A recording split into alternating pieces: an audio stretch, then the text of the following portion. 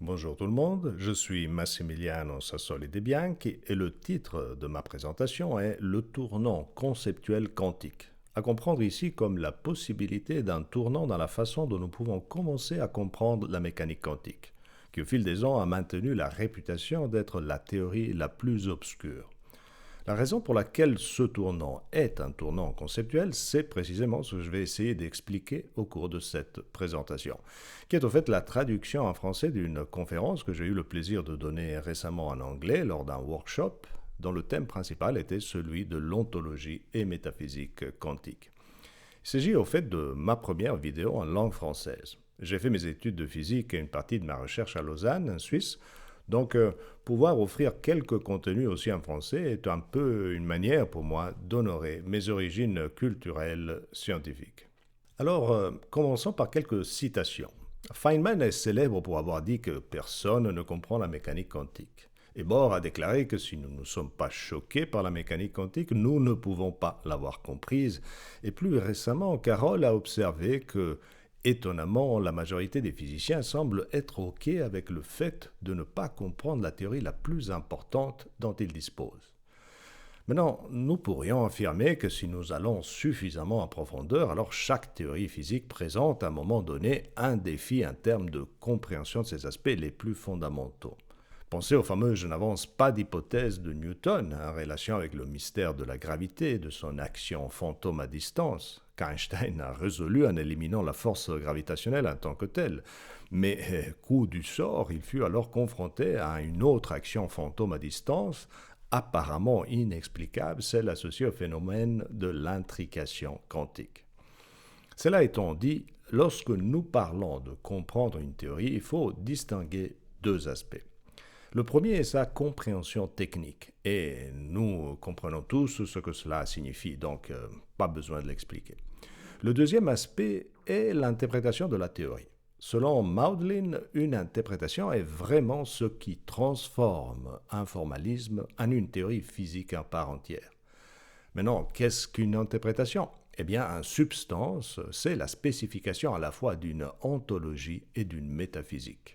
Christian de Ronde a également souligné récemment qu'une théorie sans ontologie ni métaphysique, ce qu'il appelle la composante conceptuelle de la théorie, n'est même pas considérée comme une théorie physique.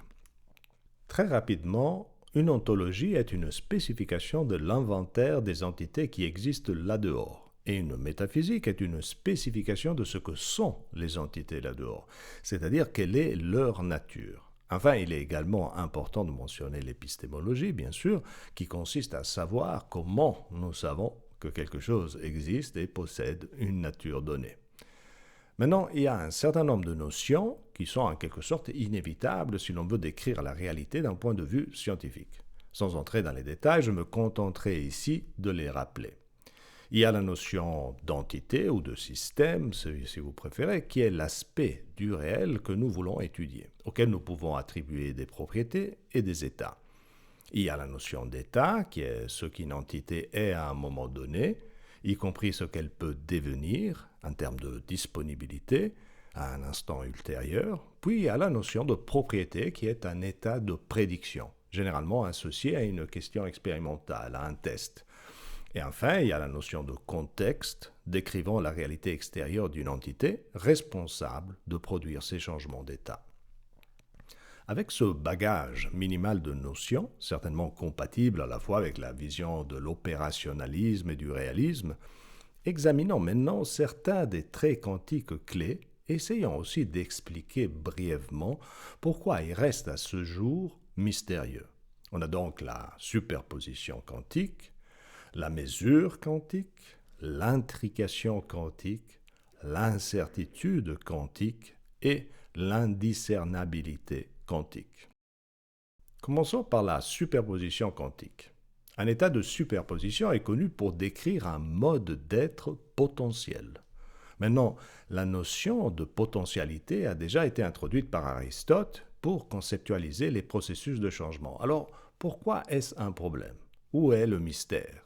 Eh bien, le mystère de la superposition réside dans le fait que ces modes d'être potentiels peuvent aussi s'exprimer en relation avec des propriétés spatiales mutuellement exclusives.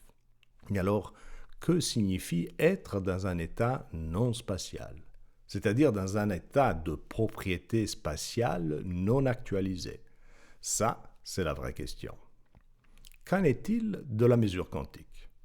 Son mystère n'est certainement pas qu'elle décrit une situation où ce qui est actuel brise la symétrie du potentiel. Parce que l'idée de rupture de symétrie est bien connue et ne pose pas de problème. Pensez à la théorie de la bifurcation. Prenez un crayon placé verticalement sur sa pointe. Sur une table, lorsque sa surface de contact diminue, les fluctuations environnementales briseront la symétrie de rotation et une orientation spécifique sera actualisée qui n'était que potentiellement présente avant le collapse du crayon. Et si nous répétons l'expérience, d'autres directions seront actualisées. Ainsi, l'état avant le collapse peut être décrit comme un véritable état de superposition. Mais pourquoi alors une mesure quantique n'est-elle pas simplement considérée comme un processus similaire à un crayon qui tombe sur la table? Encore une fois, le problème est que la majorité des physiciens sont encore aujourd'hui très attachés à l'idée de spatialité et pensent que non-spatialité rime avec non-réalité. Dans un sens, ils pensent que seuls les crayons posés à plat sur la table existent vraiment.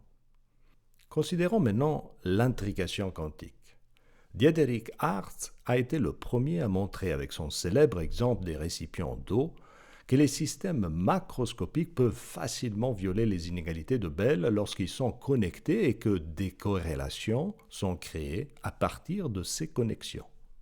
Pourquoi alors l'intrication n'est pas simplement considérée comme un élément connectif de la réalité, similaire au tube reliant les deux récipients d'eau dans le célèbre modèle de Hartz?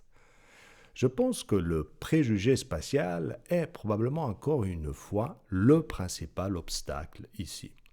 Quelle serait en effet la nature d'un tel élément connectif de la réalité qui peut rester parfaitement indétectable dans l'espace entre les deux entités? Et il y a aussi le problème supplémentaire de comprendre pourquoi les entités quantiques ont tendance à s'intriquer spontanément chaque fois qu'on les laisse interagir. Pour en venir au principe d'incertitude de Heisenberg, quel est son mystère? Certainement pas le fait qu'il n'est pas possible d'effectuer conjointement certaines mesures. En effet, dans sa thèse, Diederik Hartz a présenté un fameux exemple d'une entité en bois qui peut à la fois flotter sur l'eau et brûler, qui sont pourtant des propriétés associées à des tests incompatibles. Alors, comment peut-on les tester conjointement?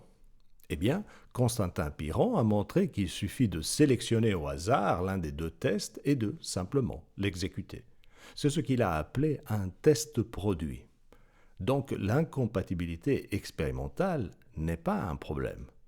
L'incertitude quantique va plus en profondeur que cela. Une fois de plus, cela nous dit qu'une entité quantique est quelque chose de très différent d'un corpuscule, quelque chose de non spatial. Et une bonne interprétation quantique doit bien sûr expliquer également pourquoi un vecteur d'état ne peut pas être conjointement bien piqué en position et en impulsion, en quantité de mouvement, et elle doit également expliquer l'existence de relations d'incertitude inversées, qui nous disent qu'on ne peut pas non plus avoir d'états qui sont conjointement trop étalés à la fois en position et en quantité de mouvement. Enfin, il y a le mystère de l'indiscernabilité quantique, l'impossibilité de différencier des entités quantiques identiques. Comment des entités quantiques identiques peuvent-elles être vraiment indiscernables et pourtant rester des individus, comme cela arrive par exemple dans un condensat de Bose-Einstein? Bien, ayant expliqué certains des éléments clés des principaux mystères quantiques, introduisons maintenant la nouvelle ontologie et métaphysique de l'interprétation conceptualiste, qui, nous pensons, peut valablement adresser ces mystères et transformer la mécanique quantique en une théorie intelligible. Il ne s'agit pas d'une interprétation descendante, top-down, issue principalement de principes au premier, mais plutôt d'une interprétation ascendante, bottom-up, résultant d'une observation attentive du comportement des différentes entités physiques, suivie de la question suivante. Quelle nature serait capable de produire un tel comportement? Et cette interprétation a vraiment émergé après un long chemin d'investigation qui a commencé il y a près d'un demi-siècle avec l'axiomatique quantique et après de nombreux passages a culminé plus récemment avec la cognition quantique. La cognition quantique est un domaine de recherche en pleine croissance qui a été initié par Hartz et par d'autres chercheurs comme Kranikov et Atmanspacher et autres, qui ont obtenu des résultats significatifs dans la modélisation de toutes sortes de situations cognitives humaines, en utilisant le formalisme mathématique de la théorie quantique et en traitant les entités conceptuelles et cognitives humaines comme si elles étaient de véritables entités quantiques. Cette découverte inattendue que la mécanique quantique fonctionne extrêmement bien pour construire une théorie des concepts humains, de leurs combinaisons et de leurs interactions avec les esprits humains, a amené Hartz à formuler il y a quelques années une hypothèse audacieuse, initialement formulée sous la forme de la question suivante.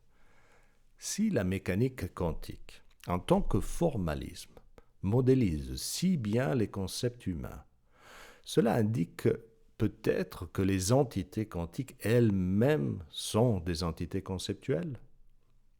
De cette question est alors émergée l'interprétation conceptualiste, ou de la conceptualité, si vous préférez, avec son ontologie et sa métaphysique surprenante, qu'il ne faudra pas, bien entendu, confondre avec la théorie philosophique du conceptualisme, qui est tout autre chose.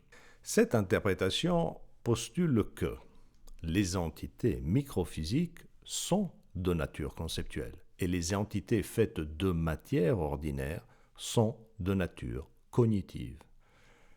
La dualité esprit-langage du domaine culturel humain reflète alors la dualité fermion-boson du domaine physique, dans le sens que les bosons et les fermions seraient des entités appartenant à un domaine culturel plus ancien, avec les bosons qui sont les éléments constitutifs naturels des langages, et les fermions qui sont les éléments constitutifs naturels des structures cognitives. Par conséquent, notre univers serait fondamentalement pancognitiviste, dans le sens que tout ce qu'il contient participerait à la cognition.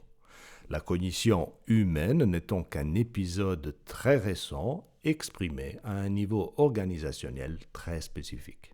Très bien, revenons maintenant sur le mystère que nous avons précédemment évoqué en adoptant cette fois l'interprétation conceptualiste, sa métaphysique. Qu'en est-il de la superposition quantique? Nous avons dit que son mystère principal est la non-spatialité. Eh bien, il disparaît maintenant immédiatement car une entité conceptuelle n'est certainement pas une entité spatiale. Pensez à la langue française. Il n'y a pas de mystère à observer qu'il s'agit d'une entité non spatiale. Le sens qu'elle véhicule peut cependant laisser des traces sur différentes typologies de supports spatio-temporels comme les documents imprimés ou électroniques. Maintenant, quand on pense superposition, on pense aussi aux effets d'interférence. Donc, si l'interprétation conceptualiste est correcte, nous nous attendons à trouver également des effets d'interférence dans le domaine culturel humain. Prenons par exemple l'étude de Hampton de 1988 où les participants étaient soumis à 24 exemplaires différents de fruits et de légumes. Ils étaient alors invités à choisir un exemplaire de la collection qu'ils considéraient comme un bon exemple de fruits. Les participants étaient également invités à choisir un exemplaire de la collection qu'ils considéraient comme un bon exemple de légumes. Finalement, ils étaient invités à choisir un exemplaire de la collection qu'ils considéraient comme un bon exemple de fruits ou légumes. Dans ces trois situations différentes, les fréquences relatives avec lesquelles les différents exemplaires sont sélectionnés peuvent alors être calculées et correspondent aux probabilités expérimentales de choisir ces exemplaires spécifiques. Et sans entrer ici dans les détails, on peut alors constater que les probabilités obtenues sont impossibles à comprendre à partir de raisonnements classiques purs. Cependant, Elles peuvent être modélisées en utilisant la règle de Born de la mécanique quantique et le principe de superposition. Plus précisément, on peut considérer fruits, légumes et fruits ou légumes comme trois états différents d'une entité conceptuelle donnée, disons l'entité conceptuelle aliment, et la combinaison fruits ou légumes est alors décrite comme un état de superposition des états seulement fruits et seulement légumes. Si on procède ainsi, nous nous trouvons dans une situation qui est équivalente à celle d'une expérience à double fente. Et lorsque seuls les exemplaires de fruits sont considérés, cela correspond au cas où seule la première fente, la fente fruits, est ouverte. Et comme je l'ai dit, les probabilités des différents résultats possibles peuvent être décrites via la règle de Born et représentées sur un écran d'exemplaires en 2 dimensions par exemple. Et nous pouvons voir ici que la distribution, lorsqu'une seule fente est ouverte, est de type corpusculaire. On peut bien sûr faire de même pour le cas où seuls les exemplaires pour légumes sont considérés. Et voilà ce que nous obtenons. À nouveau, une distribution de type corpusculaire. Enfin, nous avons la troisième situation où les deux fentes, la fente fruits et la fente légumes, sont ouvertes. Une situation décrite par une superposition normalisée appropriée des deux fonctions d'onde précédentes. Un diagramme d'interférence complexe se révèle alors sur l'écran des exemplaires, rappelant ceux obtenus dans les phénomènes de biréfringence. Ok, le prochain mystère sur la liste est la mesure quantique. J'ai déjà observé que c'est comme un processus de rupture de symétrie, une rupture de symétrie pondérée. Et cela est parfaitement compatible avec l'idée qu'il doit être interprété comme un processus interrogatif et doit donc être expliqué en se référant à ce qui se passe typiquement au cours d'un processus cognitif de ce type. Ici, bien sûr, il faut distinguer le processus interrogatif de l'expérimentateur du processus interrogatif de l'appareil de mesure lui-même. Les questions posées à l'appareil et les réponses que ce dernier apporte, par exemple en laissant une trace sur un écran, ne peuvent pas être formulées dans notre langage humain. Nous ne pouvons pas comprendre la communication photon-écran, mais nous pouvons comprendre qu'une communication a lieu. Pourquoi nous le pouvons? Eh bien, c'est là l'hypothèse centrale à la base de l'interprétation conceptualiste, que le formalisme quantique est un formalisme que nous, les humains, avons précisément développé afin de modéliser, sans le savoir, des entités porteuses de sens. Et c'est la raison pour laquelle il s'est avéré également si fructueux dans la modélisation des processus cognitifs humains. En d'autres termes, quantique et conceptuel seraient deux termes désignant une réalité de même nature cognitive. L'appareil de mesure est donc considéré comme une entité mentale obligée de répondre à une question. Et on peut certainement distinguer dans sa réponse deux étapes logiques. Dans un premier temps, le sens de la situation est rapproché le plus possible du sens des différentes réponses possibles. Cela construit un état d'équilibre mental d'instabilité maximale, un état tensionnel formé par les différentes connexions de sens concurrentes avec les différentes réponses. Et dans la deuxième étape, la plus petite fluctuation dans le processus d'évaluation rompra l'équilibre en faveur d'une des connexions concurrentes, produisant un résultat véritablement imprévisible. Pourquoi maintenant est-ce tout cela pertinent pour expliquer ce qui se passe dans les coulisses d'une mesure quantique? Eh bien, parce que les probabilités quantiques peuvent être expliquées précisément en termes de fluctuation entre l'appareil de mesure et les entités mesurées, appelées interactions de mesure cachées, Hidden Measurement Interactions en anglais. Et que dans la représentation dite de Bloch étendue de la mécanique quantique, des structures géométriques spécifiques apparaissent, décrivant ces régions de potentialité à l'origine des fluctuations et des réductions des paquets d'ondes. On peut donc vraiment expliquer une mesure quantique comme le processus en 2 étapes que je viens de décrire et même dériver de ce processus la règle de Born et le faire de manière non circulaire. Qu'en est-il de l'intrication? Eh bien là encore, l'interprétation conceptualiste ou de la conceptualité offre une réponse extrêmement simple pour élucider son mystère. L'élément connectif à son origine serait la substance même du sens. En effet, s'il est vrai que les entités quantiques sont des entités conceptuelles, alors il faut également s'attendre à ce qu'elles puissent partager du sens, qu'elles puissent se connecter à travers le sens, et qu'une entité cognitive interagissant avec elle sera sensible à la présence de ces connexions de sens, lorsqu'elle est confrontée, par exemple, à un contexte interrogatif. Et cela explique aussi pourquoi l'intrication quantique est l'état par défaut. Parce que lorsque 2 entités conceptuelles sont réunies dans une même situation cognitive, si elles partagent du sens, alors une connexion de sens sera automatiquement présente. Juste pour donner un exemple, considérons une expérience récente de psychologie cognitive qui a été menée et analysée dans notre groupe. On a demandé à des participants de sélectionner des paires de directions spatiales qu'ils considéraient comme les meilleurs exemples de 2 directions de vent différents.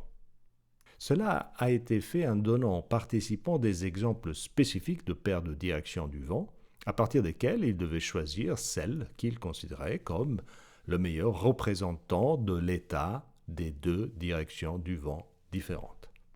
Et pour analyser les résultats, comme on le fait dans les expériences typiques de test des inégalités de Bell, 4 mesures conjointes différentes ont été effectuées en utilisant différentes combinaisons des 8 directions cardinales et ordinales d'une rose des vents. Et les statistiques des résultats obtenus étaient en mesure de violer la version de Clauser-Horn et Shimonian-Holt de l'inégalité de Bell avec le même ordre de grandeur que dans les expériences typiques avec les micro-entités. En d'autres mots, les 2 directions du vent, lorsqu'elles sont dans l'état conceptuel d'être différentes, sont à considérer comme des entités intriquées. Mais il y a plus. Ce n'est pas si connu, mais dans les tests de Bell, dans les laboratoires, les lois marginales, également appelées conditions de non-signalement, no signaling conditions en anglais, sont souvent violées aussi. Maintenant, le formalisme quantique standard, avec sa prescription de décrire des mesures conjointes au moyen d'une décomposition tensorielle unique, nécessite que les lois marginales soient toujours respectées. Ainsi, la tendance est de croire que ces violations observées dans les laboratoires sont uniquement dues à des erreurs expérimentales. D'un autre côté, l'interprétation conceptualiste prédit la possibilité de ces violations. Par conséquent, il se peut qu'elles ne soient pas des erreurs expérimentales, mais les résultats de mécanismes de type cognitif impliqués dans la création des corrélations. En d'autres termes, elles peuvent s'avérer être une confirmation frappante de la validité de l'interprétation conceptualiste. Et permettez-moi ici également de souligner, car c'est important, que la violation de ces lois marginales n'implique pas qu'une communication supraluminique puisse être réalisée automatiquement. C'est une condition nécessaire, mais certainement pas suffisante pour que cela se produise. Venons-en au mystère de l'incertitude quantique ou de la complémentarité quantique si vous préférez. Pourquoi les micro-entités ne peuvent-elles pas être dans des états où la position et la quantité de mouvement sont conjointement déterminées de manière très nette ou aussi ne peuvent pas être dans des états où elles sont conjointement maximalement indéterminées, car il existe également des relations d'incertitude inverse. La réponse dans le cadre de l'interprétation conceptualiste est plutôt simple. S'il est vrai que les micro-entités sont de nature conceptuelle, alors elles ne peuvent pas être dans des états qui sont conjointement, simultanément, maximalement abstraits et maximalement concrets. Il y a un compromis, un trade-off, comme disent les Anglais, entre le concret et l'abstrait. Et les états maximalement concrets décrivent des situations de localisation maximale dans l'espace, alors que les états maximalement abstraits décrivent des situations de déspatialisation maximale. Donc, le principe de Heisenberg est vraiment partie intégrante de l'interprétation conceptualiste et est une conséquence même de la nature conceptuelle des entités quantiques. Maintenant, en parlant de abstrait par rapport à concret, dans l'interprétation conceptualiste, les concepts les plus abstraits sont ceux qui sont exprimables par un seul mot. Et le caractère concret augmente lorsque le nombre de combinaisons conceptuelles augmente. Cela signifie que les concepts les plus concrets sont ceux décrits par des très grands agrégats de concepts à un seul mot, liés entre eux par du sens, ce que dans le domaine conceptuel humain nous indiquerions comme des histoires. Maintenant, un petit avertissement est nécessaire ici. Lorsqu'on approche l'interprétation conceptualiste, il est facile de promouvoir une confusion qu'il faut éviter entre le domaine cognitif humain et le monde physique en soi, participant également à la cognition, mais dans un domaine différent de notre réalité. Regardez par exemple cette image. Il y a ici deux histoires qui entrent en contact et qui ne doivent pas être confondues. Il y a l'histoire que l'homme raconte sur le chien Alfie, et puis il y a le corps d'Alfie, qui est aussi une histoire. Mais pas l'histoire que l'homme raconte. Le corps d'Alfie est l'histoire de toutes les entités conceptuelles atomiques et moléculaires qui forment sa structure. Et c'est une histoire qu'un esprit humain est certainement incapable de comprendre, étant trop éloigné en termes de sens de notre culture humaine. Bien. Last but not least, l'indiscernabilité quantique. Comment les entités quantiques peuvent-elles être véritablement indiscernables et néanmoins rester des individus? Maintenant, si cela apparaît comme une impossibilité pour les objets, on s'attend par contre à ce que ce soit entièrement le cas pour les concepts. En effet, lorsqu'un message ne véhicule aucun élément de distinction entre deux entités conceptuelles, alors pour les destinataires du message, elles sont véritablement indiscernables. Pour faire un exemple, prenez 11 concepts animaux. Mettez-les dans l'état spécifié par la combinaison 11 animaux. De toute évidence, tous les concepts animaux, dans l'état 11 animaux, sont vraiment indiscernables. Et le concept numéral 11 garantit ici que nous sommes vraiment en présence d'un ensemble d'entités. Maintenant, le fait que 11 animaux est un concept et non pas une entité spatio-temporelle est clairement crucial pour qu'elle puisse posséder la caractéristique quantique d'être nombreux et en même temps être indiscernable. Ainsi, l'indiscernabilité quantique devient parfaitement évidente dans l'interprétation conceptualiste. Cela dit, on sait aussi que, dans le domaine physique, l'indiscernabilité a des conséquences profondes sur le comportement statistique des ensembles d'entités identiques. Elle donne lieu en effet à des statistiques non classiques, comme celles de Bose-Einstein et de Fermi-Dirac, au lieu de celles de Maxwell-Boltzmann. Ainsi, une prédiction de l'interprétation conceptualiste est que l'on s'attend à trouver également des comportements statistiques non classiques dans le domaine conceptuel humain. Et en effet, après quelques résultats préliminaires, cette prédiction a trouvé récemment pleine confirmation dans une analyse de la structure du langage humain qui a été conduite par Diederik Hartz et Lester Beltran. Prenons l'exemple de l'histoire de Winnie the Pooh, intitulée In Which Piglet Meets a Heffalump. On peut traiter l'histoire comme un gaz confiné de cogniton, par analogie avec un gaz de boson. Ou par cogniton, nous entendons ici les concepts à un seul mot. Cela veut dire que les mots répétés dans l'histoire correspondent à des cognitons dans un même état, donc appartenant à un même niveau d'énergie. Le mot le plus répété peuplera l'état fondamental du gaz et les mots les moins répétés seront associés aux états excités les plus énergétiques. Une fois cela fait, on peut alors tester les distributions de Maxwell-Boltzmann et de Bose-Einstein pour voir laquelle des deux fournit un meilleur ajustement des données. Le résultat est que la distribution de Maxwell-Boltzmann offre un très mauvais ajustement des données, tandis que la distribution de Bose-Einstein offre un ajustement absolument remarquable des données.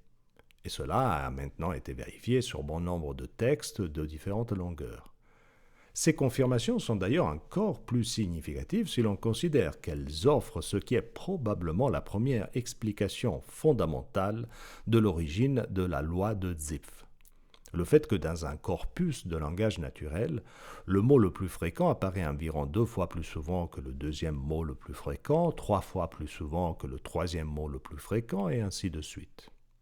En dernière analyse, ce comportement serait le résultat du fait que les concepts humains, à l'instar des entités physiques bosoniques, se comportent comme des entités indiscernables qui peuvent être dans un même état, comme les bosons peuvent le faire, et comme en témoigne le fait que des mots identiques dans une histoire peuvent être échangés sans affecter son sens. Et s'il en est de même pour le domaine physique, ce serait parce que les entités quantiques seraient essentiellement aussi de nature conceptuelle. Très bien, j'arrive au bout de ce que je voulais présenter. Je conclus par un dernier avertissement. Il n'est certainement pas possible d'expliquer la richesse et la portée de l'interprétation conceptualiste en quelques dizaines de minutes. Le but de cette présentation est uniquement de vous intriguer et de vous stimuler à approfondir cette perspective que, personnellement, je trouve fascinante. De nombreux autres mystères quantiques doivent et peuvent être abordés et expliqués grâce à cette interprétation, en plus de ce que j'ai rapidement évoqué dans cette présentation. Et je vous renvoie aux articles mentionnés dans la biographie. Par exemple, une discussion d'autres situations expérimentales, comme celle des fentes de Jung ou de la gomme quantique à choix retardé. Mais aussi pour apprécier la fécondité de l'interprétation conceptualiste, pour approcher aussi les mystères de la théorie de la relativité. Et l'interprétation conceptualiste a également de fortes implications sur notre vision de l'évolution, car elle offre un cadre pancognitiviste qui peut être très utile pour tenter de percer aussi le mystère de l'apparition des formes de vie complexes à la surface de notre planète. Mais encore une fois, et sur ça je conclus, il est essentiel d'éviter les anthropomorphisations trop faciles, et aussi de cultiver des visions subjectivistes qui sont probablement erronées. L'interprétation conceptualiste est une interprétation réaliste, et le fait que les entités physiques soient de nature conceptuelle, c'est l'hypothèse, ne veut pas dire du tout qu'elles soient assimilables à des concepts humains. Pensez à une onde électromagnétique et à une onde acoustique. Ces deux entités participent d'une même nature qui est ondulatoire, mais il s'agit bien entendu d'entités très, très différentes. Il en va de même pour les concepts humains et les entités conceptuelles du domaine de la physique. Ces entités participent d'une même nature conceptuelle, mais à nouveau, il s'agit, bien entendu, d'entités très, très différentes. Absolument à ne pas confondre. Merci pour l'écoute.